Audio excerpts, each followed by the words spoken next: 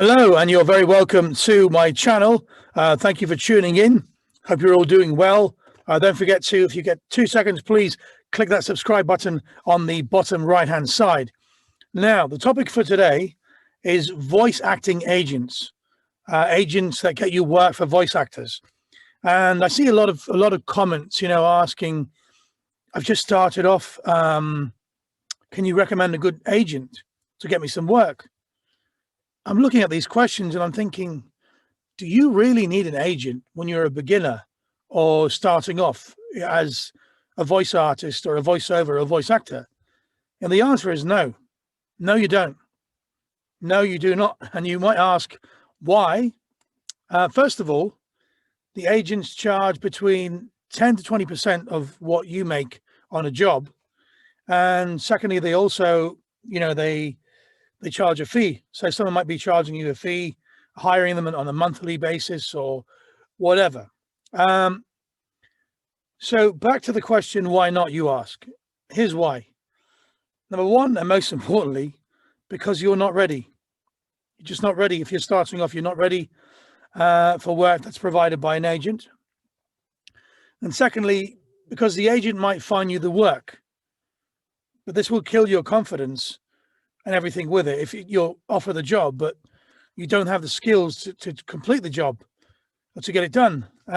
So you need time, you need patience, and there's another reason coming up too, the COVID effect.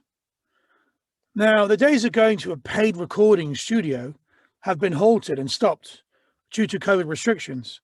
So huge companies are reaching out to freelancing sites for voice actors and voice artists, which, has become the norm for the last almost year and a half on with the COVID restrictions.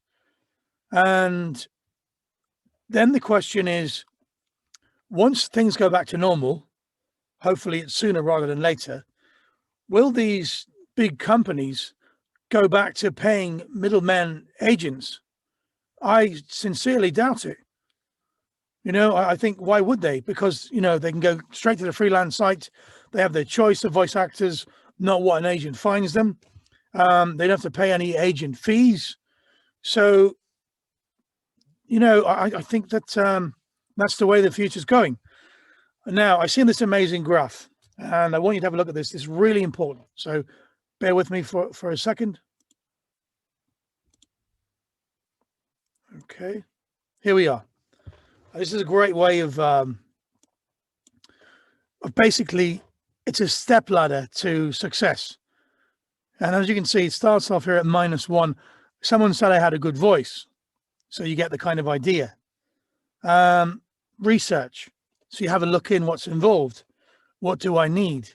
I need a microphone. I need headphones. I need a soundproof area if I can, to see if this is all worth my while, or, maybe I can't do this. So you research, you look at everything, you ask questions on online forums, on Facebook, on Instagram, on YouTube.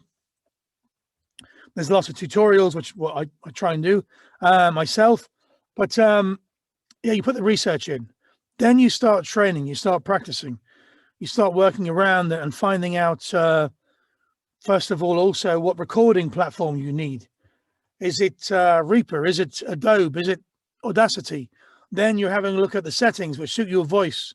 You create a macro, which, you might need a limiter or an equalizer or a DS or something like this. A lot of different things. You figure out yourself which suits better to your voice, and you practice, and you'll record saying things and record, adverts that are on television, different voices, high and low and accents, different characters, whatever you can do, but you'll practice.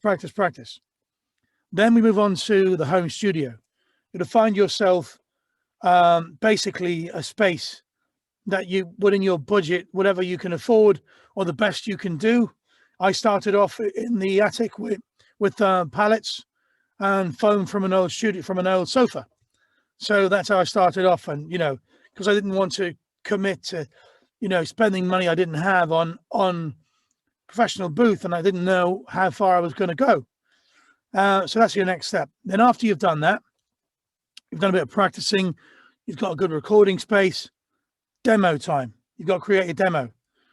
And demos are created, like I said before, a lot of them are from auditioning, putting things together, looking at professional people doing professional demos. Have a look, how close can I get to that without actually copying them in your style. You'll work around, and as you go on, your demos will get better.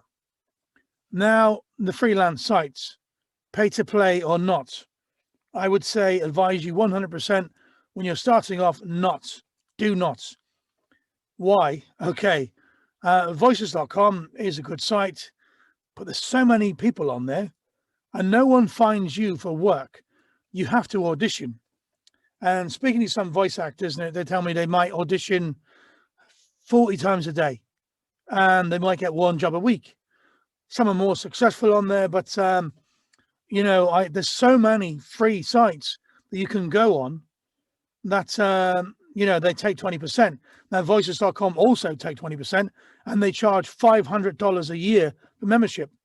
But there's so many of these freelance sites now, free to play sites, like People Per Hour, like Voquent, like Fiverr, like Upwork, like legit.com, 5squid.com. Don't forget, I've also made a video tutorial on the top 5 free sites and how to voice over on them.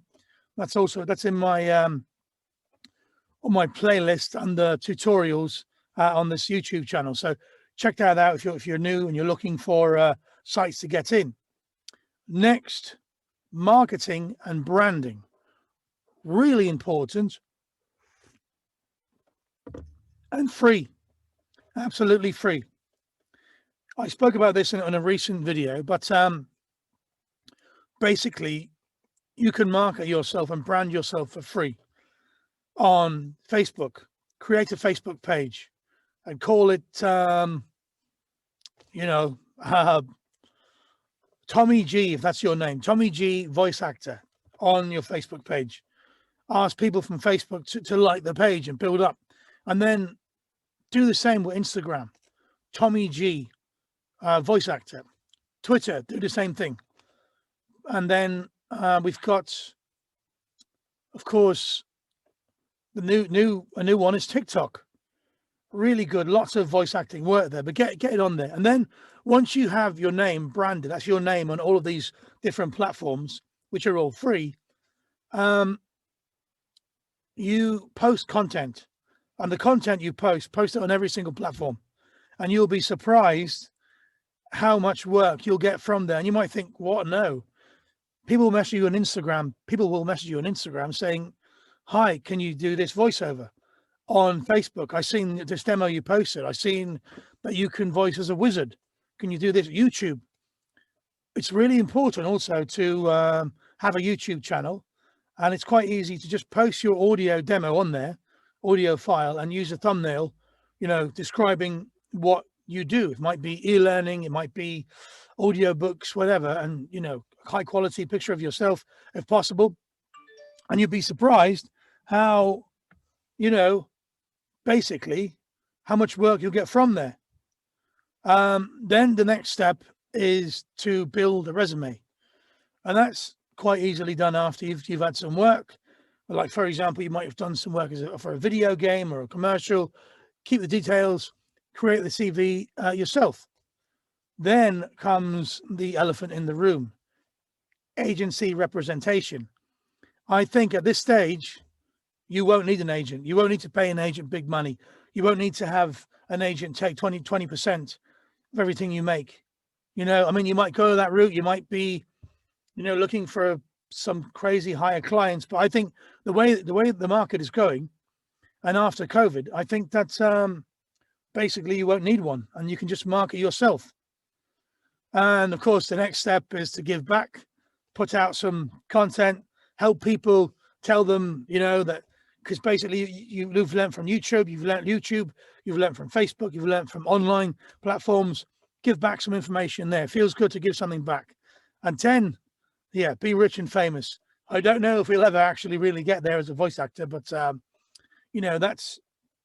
that's what we all aim to be, or aim to get there in the end. But just follow this graph, and when you're starting off, and really You don't need a voice-over agent, a voice acting agent. You do not. It's the last thing you need when you're starting off. Perhaps a voice coach, a voice acting coach. But a lot of information is online and it's free on YouTube, on Facebook. All these platforms have tutorials, people telling you what to do and how you can do it and the best way around it, especially if you're working off a budget or if you're thinking, I don't want to spend a lot of money and commit to something that I might not pursue. So these are the way to go. So that's my advice today.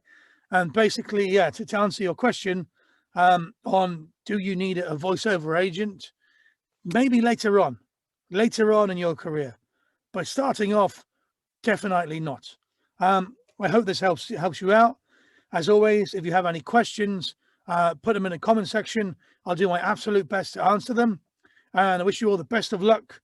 And of course, as always, happy voiceover. Hey, you. Yeah, I'm talking to you. If you're looking for a voice actor, you came to the right place, my friend. Don't forget to like and subscribe to my channel. Otherwise, you're going to end up with the Gambino crew and sleeping with the fishes. Capiche?